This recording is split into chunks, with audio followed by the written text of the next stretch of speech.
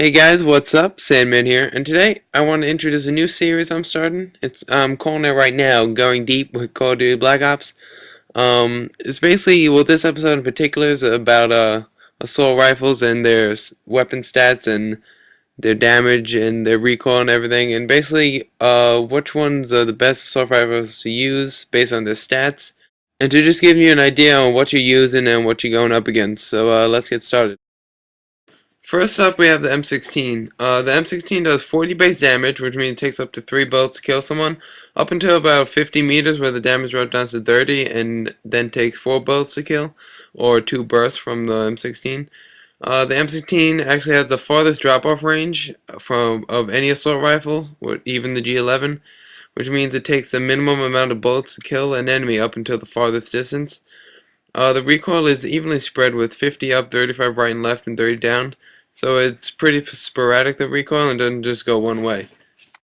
Next up is the I1Field. This is actually one of the worst assault rifles in the game. It only does 35 damage, then drops down to 25, which means it takes 4 shots to kill the distance. And the recoil is it doesn't go up to the right because it's 60 up, 60 to the right, only 10 to the left.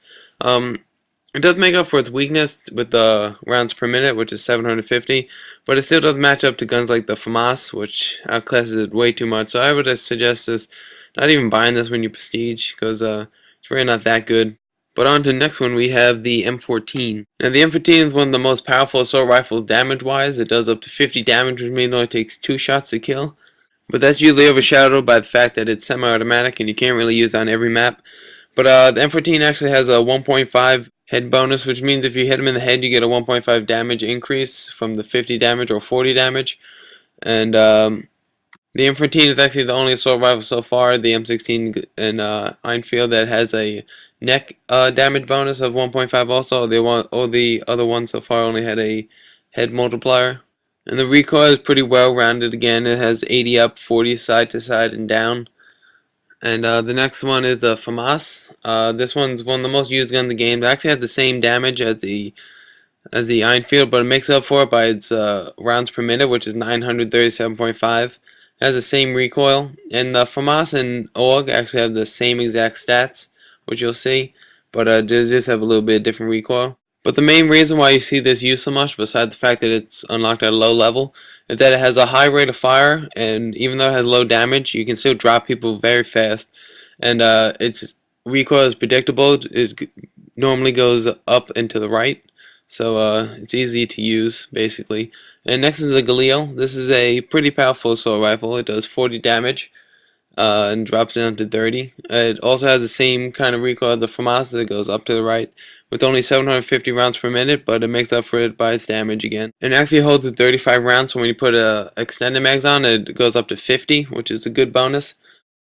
Next up is the AUG, and like I said before, it has the same exact stats as the FAMAS, except the recoil has the same rounds per minute, same mag size, same damage. It's just that this has a little more round recoil, which means instead of just going up and to the right like the FAMAS did, since you had 60 up, 60 to the right, and only 10 to the left, this has 60 up, 60 to the right, and 60 to the left. So it's more of a less predictable recoil. It can go either right, left, or up instead of mostly up and to the right. So the FAMAS is generally an easier gun to control, which is why you've seen it used more than the AUG generally. Next is the other semi-automatic assault rifle besides the M14. It's the FAL. This has more recoil than the M14. It does the same damage though, same drop off, and but it doesn't have the same multipliers. It has less of a head bonus and no neck bonus, so you get less damage there. And this tends to kick up and to the left, but despite its being 50 damage, once again it's semi-automatic, so you don't really see it used a lot. And next is the AK-47. This is actually one of my favorite guns in the game. It does 40 damage. Drops down to 30 like most of the other assault rifles.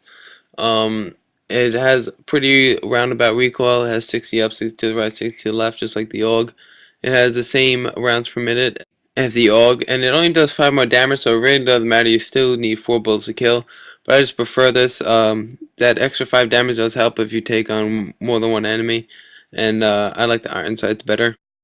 Next up is the Commando, and the Commando is the exact same thing as the AK-47. It just has a faster reload time. So when people were complaining in the beginning that the command of the new ACR, that was complete BS because it has the same stats as the AK. No one's complaining about the AK, but it's a great gun. It has very manageable recoil, and I do suggest using it. Now on to the final assault rifle, the G11. The G11 only does 35 damage, but it has a high rate of fire. It has almost 100 more rounds per minute than the M16. The only advantage the M16 has over this gun is that well, it has 5 more damage, first of all, and the drop-off rate for the M16 is, like I said, the most for any assault rifle. It's at 50 meters, and this one's around, I would want to say 40. The G11 has more predictable recoil. It goes up and to the right. M16 is more roundabout, and this has a 48 magazine clip, which is very advantageous. The main disadvantage to this gun is the fact that you can only put 2 attachments on, the variable scope and the low power scope, both which aren't really useful, but the iron sights are fine. I just don't recommend using this gun in close quarters, even though the hip fire is amazing with steady aim. It's almost like an SMG. But I'd keep this for long range. It's very good. It has high rate of fire and should drop people pretty easily. But anyway, that about wraps it up. I'm sorry if this felt a little rush, but it's finals week. I'm doing a bunch of stuff, and I'll be back to normal in a couple of days. Next part, I'll probably do submachine guns, so stick around for that. And I plan to cover just about everything in Black Ops with this series, so watch out for that, and I'll talk to you guys later.